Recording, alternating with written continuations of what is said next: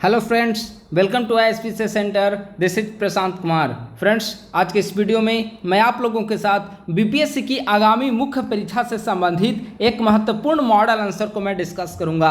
आज का हमारा मॉडल आंसर डिस्कशन का जो प्रश्न होगा वह हमने टेलीग्राम ग्रुप @ISPC सेंटर पर आज सुबह में आप सभी को प्रोवाइड करा दिया था और उम्मीद है कि आप सभी ने उसे लिख लिया होगा और मैं जो आंसर डिस्कस करूंगा उसके आधार पर आप अपने आंसर का सेल्फ इवेल्युएशन कर लेंगे। ठीक है, तो आज का जो हमारा प्रश्न है वह caste system and Indian politics यानी कि भारतीय राजनीतिक व्यवस्था में जाति की क्या भूमिका है, इससे संबंधित प्रश्न है। अगर बीपीएससी की सिलेबस के अकॉर्डिंग देखा जाए तो बीपीएससी की सिलेबस में जीएस पेपर 2 सेक्शन 1 जो इंडियन पॉलिटी का सेक्शन है उससे संबंधित आज का यह महत्वपूर्ण मॉडल आंसर है। ठीक है, देखिए प्रश्न को सबसे पहले समझते हैं। प्रश्न है, भारतीय राजनीति में जाति एक प्रमुख निर्णायक कारक है। इस कथन के परिप्रेक्ष्य में भारतीय राजनीति में जाति की भूमिका को बताएं। यानी कि आपको बताना है कि किस प्रकार से भारतीय राजनीति में जाति जो है एक महत्वपूर्ण निर्णायक कारक है, यानी कि जाति राजनीति में जाति एक महत्वपूर्ण भूमिका निभाता है। इस कथन के परिप्रेक्ष्य में भारतीय राजनीति में जाति की भूमिका को बताएं। यानी कि भारतीय राजनीति में जाति की दो प्रकार की भूमिका हो सकती है, सकारात्मक भूमिका पॉजिटिव और दूसरा नकारात्मक भूमिका यानी कि नेगेटिव। इन दोनों पहलुओं पर आपको विचार करना है। क्या आपको लगता है कि बिहार सरकार के द्वारा कराए गए जातिगत गणना जातियों के सामाजिक आर्थिक सशक्तिकरण का माध्यम बनेगा? यानी कि पॉजिटिव और नेगेटिव एस्पेक्ट के बाद आपको बताना है कि बिहार सरकार के द्वारा जो जाति आधारित गणना आयोजित किया गया बिहार में, क्या वह जातियों के सामाजिक आर्थिक सशक्तिकरण का एक माध्यम बनेगा? अगर आपको लगता है माध्यम बनेगा हाँ, तो उसके पक्ष में आपको तर्क देना है। अगर आपको लगेगा कि नहीं, यह सामाजिक आर्थिक सशक्तिकरण का माध्यम नहीं हो सकता, तो क्यों नहीं हो सकता, इसके पक्ष में आपको तर्क देना है। यह आपके ऊपर डिपेंड करता है कि आप किसके पक्ष में तर्क देते हैं। ठीक है, तो प्रश्न का यहां पर 3 सेक्शन हो गया। ठीक है, जो अभ्यर्थी पहली बार आंसर लिख रहे होंगे वो अच्छे तरीके से समझ ले प्रश्न को कैसे डिकोड करना है। ठीक है, प्रश्न के यहां पर 3 सेक्शन हो गए। पहला सेक्शन में आपको बताना है कि भारतीय राजनीति में जाति की क्या भूमिका है ना, जाति की भूमिका, रोल ऑफ कास्ट, जाति की भूमिका। इसके बाद आपको बताना है भारतीय राजनीति में जाति की भूमिका। इसके बाद आपको सकारात्मक यानी कि पॉजिटिव और नेगेटिव, सकारात्मक और नकारात्मक की चर्चा करनी है। तीसरा नंबर पे आपको बताना है कि बिहार सरकार के द्वारा जाति आधारित गणना किया गया है। जाति आधारित गणना वह किस प्रकार से जातियों के सामाजिक आर्थिक सशक्तिकरण का माध्यम बनेगा। ठीक है, इसे आपको बताना है। तो 3 पहलुओं में आपको आंसर लिखना है। इससे सबसे पहले आपको इंट्रोडक्शन और सबसे लास्ट में आपको कंक्लूजन लिखना होगा। तो आइए हम लोग इंट्रोडक्शन स्टार्ट करते हैं। देखिए, हमने पूर्व में भी आपको बताया है कि इंट्रोडक्शन जो होनी चाहिए वह 2 से 3 वाक्य में आपका इंट्रोडक्शन लिखा होना चाहिए। इससे ज़्यादा में आपको इंट्रोडक्शन नहीं लिखना है। ठीक है, जाति भारतीय राजनीतिक व्यवस्था का एक महत्वपूर्ण स्तंभ है। जाति व्यवस्था ने भारतीय राजनीति को व्यापक स्वरूप प्रदान कर लोकतांत्रिक मूल्यों को सुदृढ़ किया है। बिहार की राजनीति में भी जाति हमेशा से प्रभावकारी रही है। बस यहाँ पर 3 सेंटेंस में हमने आंसर लिखने का प्रयास किया है। पहला सेंटेंस, जाति भारतीय राजनीति व्यवस्था का महत्वपूर्ण स्तंभ है। दूसरा, इसने लोकतांत्रिक मूल्यों को मजबूत किया है। तीसरा, बिहार की राजनीति में भी जाति हमेशा से प्रभावकारी रही है। तो इस प्रकार से 3 वाक्य में यहाँ पर इंट्रोडक्शन हो गया। आप कोशिश करें कि इंट्रोडक्शन हमेशा संक्षिप्त लेकिन सारगर्भित रूप में लिखें। ठीक है, तो यहाँ पर इंट्रोडक्शन फिनिश। प्रश्न का पहला सेक्शन, भारतीय राजनीति में जाति एक प्रमुख निर्णायक कारक है और जाति में की पॉजिटिव और नेगेटिव भूमिका, सकारात्मक और नकारात्मक भूमिका को बताना है। इसे अब हम लोग यहाँ पर डिस्कस करेंगे। ठीक है, राजनीति में जाति का अभिप्राय। तो जैसे अब हम लोग डिस्कस करेंगे कि राजनीति में जाति की सकारात्मक और नकारात्मक भूमिका। तो सबसे पहले आपको यह समझना होगा कि आखिर राजनीति में जाति की भूमिका हम लोग कहते हैं, इसका मतलब क्या होगा, क्या होता है राजनीति में जाति का मतलब। ठीक है, तो राजनीति में जाति का अभिप्राय सामान्यतः राजनीतिक प्रक्रिया में दलीय व्यवस्था के अंतर्गत जाति के आधार पर विभिन्न गतिविधियों का संचालन करना है। यानी कि अगर किसी राजनीति व्यवस्था के अंतर्गत जो विभिन्न राजनीतिक दल हैं वे जाति के आधार पर अगर विभिन्न गतिविधियों का संचालन करते हैं तो उसे कहा जाएगा राजनीति में जाति की भूमिका। जैसे जाति के आधार पर विभिन्न गतिविधियों का कैसे संचालन करेंगे, जैसे टिकट बांटने के समय जाति के आधार पर देखेंगे कि किस लोकसभा क्षेत्र में या किस विधानसभा क्षेत्र में किस जाति के लोग ज़्यादा प्रभावी हैं और ज़्यादा जीतने की स्थिति में है, उसको टिकट दिया जाएगा। तो टिकट वितरण में सरकार गठन के समय आप देखेंगे कि कैबिनेट का जब निर्माण किया जाता है तो उस समय भी देखा जाता है कि यादव कौन है, ओबीसी वाले कौन है, कुर्मी कौन है, दांगी कौन है, दलित कौन है, मुस्लिम कौन है, ठीक है। इस आधार पर कैबिनेट का गठन किया जाता है। उनकी योग्यता को नहीं देखते बल्कि कास्ट से देखा जाता है कि किस कास्ट की ज़्यादा भूमिका है और किस कास्ट को जिताने में हमें ज़्यादा भूमिका रही है, उस कास्ट के मिनिस्टर लोग ज़्यादा होते हैं। तो इस तरीके से देखेंगे कि जाति में राजनीति में जाति की भूमिका प्रभावी रही है। यहाँ विभिन्न दलों के द्वारा टिकट वितरण से लेकर कैबिनेट गठन तक में जाति को आधार बनाया जाता है। चुनाव में जाति जैसे भावनात्मक मुद्दों को उठाकर मत व्यवहार को भी प्रभावित किया जाता है। तो यह हो गया राजनीति में जाति की भूमिका। अब इसके सकारात्मक और नकारात्मक पहलुओं को हम लोग यहाँ पर डिस्कस करते हैं। अगर इसके चूंकि सबसे पहले आप पॉजिटिव एस्पेक्ट को लिखें तो ज़्यादा बेहतर होगा।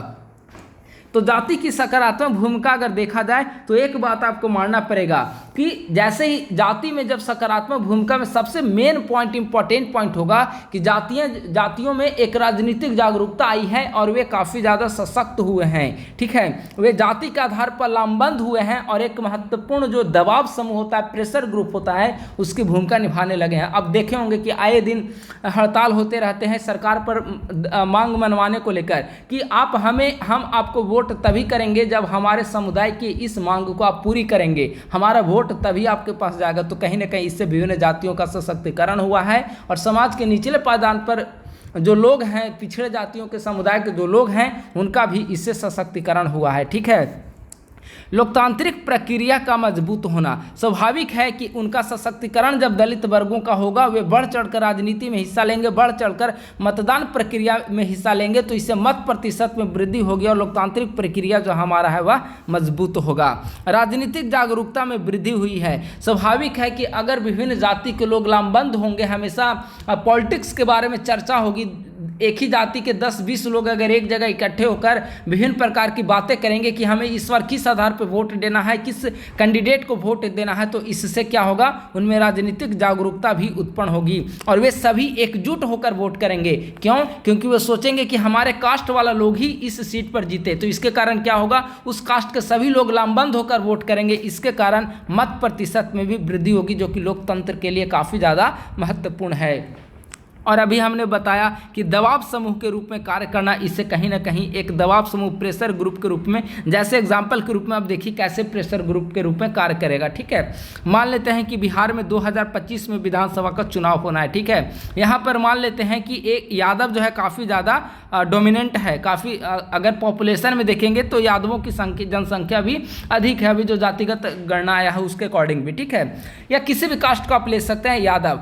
अगर इस समुदाय की कोई मांग होगी तो यादव समुदाय चाहेगा कि इलेक्शन से पहले हम लोग सरकार पर प्रेशर बनाएंगे कि आप हमारी इस मांग को पूरा करो, नहीं करोगे तो हम आपको वोट नहीं देंगे, विपक्षी दल को वोट देंगे। अब इसके कारण क्या होगी, सरकार झुक जाएगी। तो कहीं ना कहीं एक प्रेशर बनाया गया इन लोगों के द्वारा, तब जाकर सरकार झुकी, यानी कि एक प्रेशर ग्रुप के रूप में भी कार्य करते हैं। तो इस प्रकार से जाति की राजनीति में देखा जाए तो कई संदर्भों में इसे सकारात्मक भूमिका को समझा जा सकता है। अब आइए नकारात्मक भूमिका।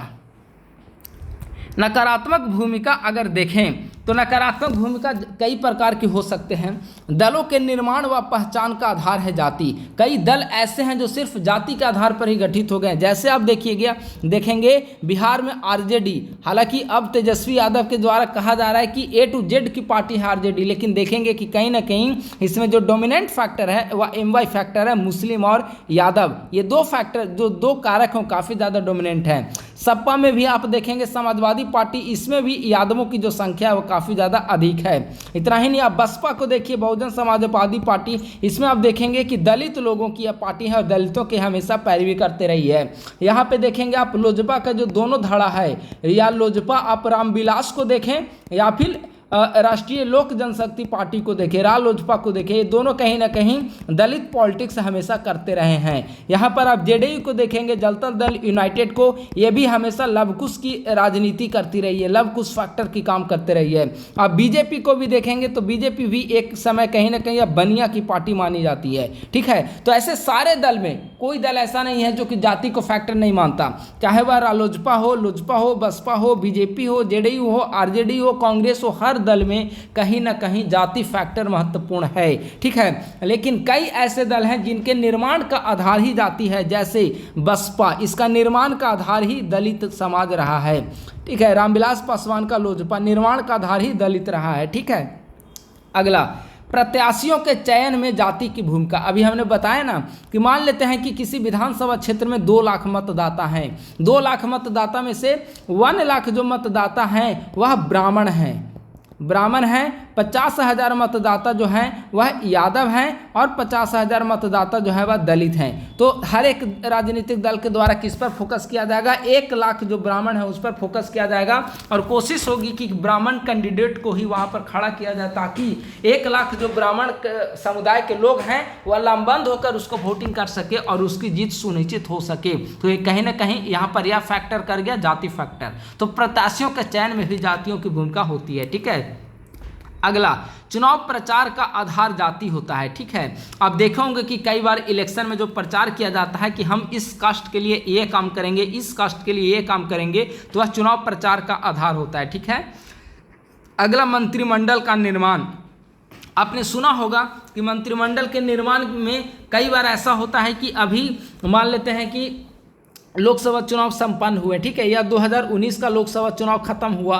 2019 के लोकसभा चुनाव के बाद अगर 50 मंत्रियों का चुनाव करना होता तो सरकार के द्वारा देखा जाता है कि ओबीसी से कितने मिनिस्टर बने, एससी से कितने मिनिस्टर बने, एसटी से कितने मिनिस्टर बने, स्वर्ण मिनिस्टर कितने हैं, राजपूत बिरादरी से कितने आ रहे हैं, भूमियार से कितने आ रहे हैं। यानी कि मंत्रिमंडल के निर्माण के समय इन सभी कास्ट को वहाँ पर ध्यान रखा जाता है। प्रायः वैसी पार्टी जैसे मान लेते हैं कि जो भाजपा है वह स्वर्णों की पार्टी मानी जाती है, तो स्वर्णों का प्रतिनिधित्व भाजपा सरकार के समय ज्यादा होगा। अगर बसपा की सरकार रहेगी तो दलित मंत्रियों का प्रतिनिधित्व ज्यादा होगा। यानी कि मंत्रिमंडल के निर्माण का आधार भी कहीं ना कहीं जाति फैक्टर रहा है। अगला, अपराधीकरण व संघर्ष को बढ़ावा। स्वाभाविक है कि अगर जाति के आधार पर पॉलिटिक्स होगी तो जिस जाति को ज्यादा बढ़ावा दिया जा रहा है और अगर किसी कास्ट को वैल्यू ही नहीं दिया जा रहा है तो उन दोनों के बीच टेंशन बढ़ेगा और टेंशन का रूप ले लेगा संघर्ष और अपराधीकरण को बढ़ावा मिलेगी, ठीक है। तो ये सारे जो पॉइंट हैं वह कास्ट एंड पॉलिटिक्स की निगेटिव रोल को यहाँ पर प्रदर्शित कर रहा है। अब एक पैराग्राफ में हमने यहाँ पर स्वतंत्रता से लेकर थोड़ी सी चर्चा कर दिया है यहाँ पर कि कास्ट की क्या भूमिका है। स्वतंत्रता प्राप्ति से लेकर वर्तमान समय तक भारतीय राजनीति जाति के इर्द गिर्द ही घूमती रही है। बसपा, राजद, सपा, लोजपा आदि कई ऐसे राजनीतिक दल हैं जिनका गठन का आधार ही जातिगत राजनीति रहा है। बिहार की राजनीति भी जातिवाद से अछूता नहीं है। यहाँ के विभिन्न क्षेत्रीय राजनीतिक दल विभिन्न जाति समूह का प्रतिनिधित्व करते हैं। जहाँ एक तरफ लोजपा के दोनों धड़े दलित राजनीति करते हैं तो राजद मुस्लिम और यादव एमवाई पॉलिटिक्स करता है।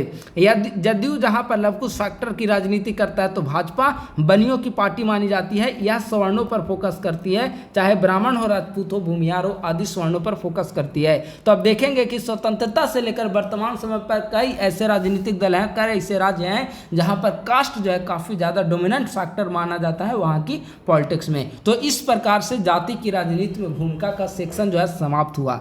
अगला है बिहार में जातिगत जो गणना किया गया है, जाति आधारित गणना, उसके कारण क्या सामाजिक आर्थिक सशक्तिकरण जातियों का हो पाएगा, उसे अब हम लोग यहाँ पर समझने की कोशिश करते हैं।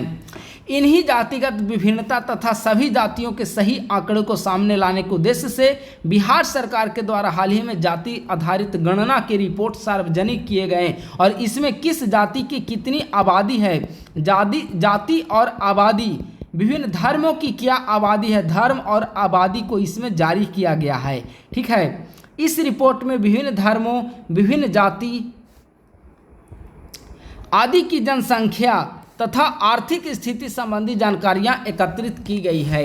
इससे सामाजिक न्याय सुनिश्चित हो पाएगी। जाति आधारित गणना से विभिन्न वर्गों की आर्थिक गणना भी की गई है। इससे उन वर्गों को लक्षित कर सरकारी योजनाएं बना पाएंगी। इससे समतामूलक समाज की स्थापना हो पाएगी। ठीक है, देखिए जाति आधारित गणना से कैसे लाभ होगा, जाति गणना। ठीक है, मान लेते हैं कि अभी बिहार की जो आबादी निकल कर आई है इसमें 13 करोड़ से अधिक है, 13 करोड़ प्लस बिहार की आबादी है जाति आधारित गणना के अनुसार। ठीक है, इसमें यह जो गणना की गई है इसमें हर एक कास्ट की जनसंख्या को तो लिया गया है, यह भी साथ में लिया गया है कि एक परिवार की इनकम क्या है, एक परिवार के कितने लोग बाहर रह रहे हैं और कितने लोग घर पे रोजगार में जुड़े हुए हैं। इन सभी इकोनॉमिक डेटा को भी यहाँ पर कलेक्ट किया गया है। इस डेटा को सरकार के द्वारा अध्ययन किया जाएगा और जो भी क्लास, जो भी कास्ट जो है वह पिछड़े होंगे, जिनकी आर्थिक स्थिति जो है इस गणना के अनुसार पिछड़ी होगी, उस कास्ट को टारगेट करके सरकार जो है इनके लिए वेलफेयर स्कीम का निर्माण कर पाएगी और इनके वेलफेयर स्कीम को इंप्लीमेंट करेगी। इसके कारण इस वर्ग का भी सशक्तिकरण होगा और यह वर्ग जो है काफी ज्यादा सशक्त हो पाएगा। ठीक है, तो इससे कहीं ना कहीं समतामूलक समाज की स्थापना होगी और जो पिछड़े दबे कुचले लोग हैं जिनको वास्तव में कल्याणकारी योजनाओं का लाभ नहीं मिल पाया, आरक्षण का लाभ नहीं मिल पाया है, उनको भी फायदा मिल पाएगा विकास योजनाओं का। ठीक है, पहला पॉइंट यह हो गया। दूसरा पॉइंट, आपने एक बात गौर किया होगा, जब जाति आधारित गणना का आपने अध्ययन किया होगा तो इस बात को आपने गौर किया होगा कि अभी ओबीसी की जो आबादी है वह लगभग 27% आबादी है। ईबीसी की जो आबादी है वह 36% ईबीसी की आबादी है। इन दोनों को अगर जोड़ दें तो 63% आबादी हो जाती है और अभी इनका आरक्षण का लेयर क्या है, 50% से बिलो इनको आरक्षण दिया जाता है।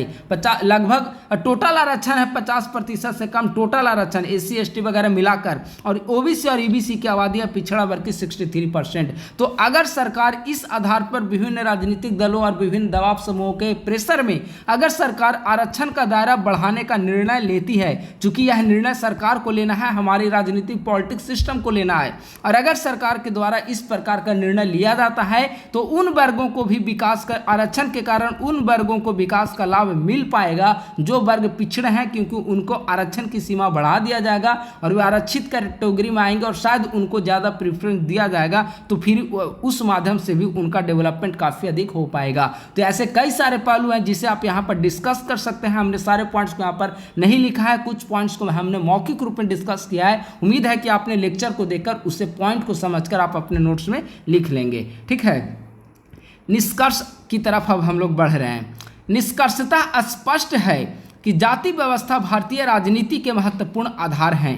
इस संदर्भ में किया गया जाति आधारित गणना सामाजिक आर्थिक सशक्तिकरण का एक महत्वपूर्ण माध्यम बनेगा। तो इस प्रकार से कंक्लूजन में भी 3 से 4 सेंटेंस आप कंक्लूजन में लिखिए और इंट्रोडक्शन में 2 से 3 सेंटेंस लिखिए, आपका आंसर काफ़ी ज़्यादा कारगर माना जाएगा। ठीक है, तो यहाँ पर आज का हमारा सेशन समाप्त होता है। एक महत्वपूर्ण नोटिस आप सभी के लिए है, जो भी नए एस्पायरेंट्स हमारे इस यूट्यूब चैनल से जुड़े हैं उनके लिए महत्वपूर्ण सूचना है कि आप हमारे टेलीग्राम चैनल @ISPCS सेंटर से आप लोग जुड़ जाएं। वहां पर डे मेंस के लिए 1 से 2 प्रश्न आंसर राइटिंग के लिए दिया जाता है। सुबह में प्रश्न दिए जाएंगे, आप स्वतः उसका आंसर लिखकर तैयार रखेंगे और जब मैं यूट्यूब चैनल पर आंसर को डिस्कस करूंगा तो हमारे मॉडल आंसर के जरिए आप अपने आंसर को मिलाएंगे। कुछ महत्वपूर्ण पॉइंट्स अगर आपको मॉडल आंसर में दिखा तो आप अपने नोट्स में उसे अपडेट कर लेंगे। सबकी कॉपी को चेक करना संभव नहीं है, इसीलिए मैं टेलीग्राम पर आप सबकी कॉपी को चेक नहीं कर सकता। मैं इसके लिए क्षमा प्रार्थी हूँ, क्योंकि समय की भी कमी होती है और सबकी कॉपी 200-300 अगर स्टूडेंट कॉपी भेजेंगे तो उनको चेक करना पॉसिबल भी प्रैक्टिकली रूप में पॉसिबल नहीं है, खास करके ऑनलाइन माध्यम में। पीडीएफ से तो चेक करना बिल्कुल पॉसिबल नहीं है, इसीलिए मैं चेक नहीं कर पा रहा हूं। लेकिन हाँ, अगर भविष्य में हमारे पास वैसे सुविधा हो पाए तो मैं कोशिश करूंगा कि आप सभी की कॉपी को भी मैं चेक करने का प्रयास करूँ। लेकिन अभी जो हमारा प्रोग्राम चल रहा है, आप हमारे टेलीग्राम ग्रुप से जुड़िए, per day answer writing session करिए आप, और हमारे मॉडल आंसर से जो यूट्यूब पर मैं डिस्कस करूंगा डेली, उससे आप अपने आंसर को मिलाकर सेल्फ इवैल्यूएशन कर सकते हैं। यह हमारा जो प्रोग्राम है वह 69th बीपीएससी और 70वीं बीपीएससी की मुख्य परीक्षा के अभ्यर्थियों के लिए काफ़ी ज़्यादा महत्वपूर्ण है। आप हमारे इस यूट्यूब चैनल के लिंक को अपने दोस्तों के साथ अवश्य शेयर करें। थैंक यू सो मच, बहुत बहुत धन्यवाद।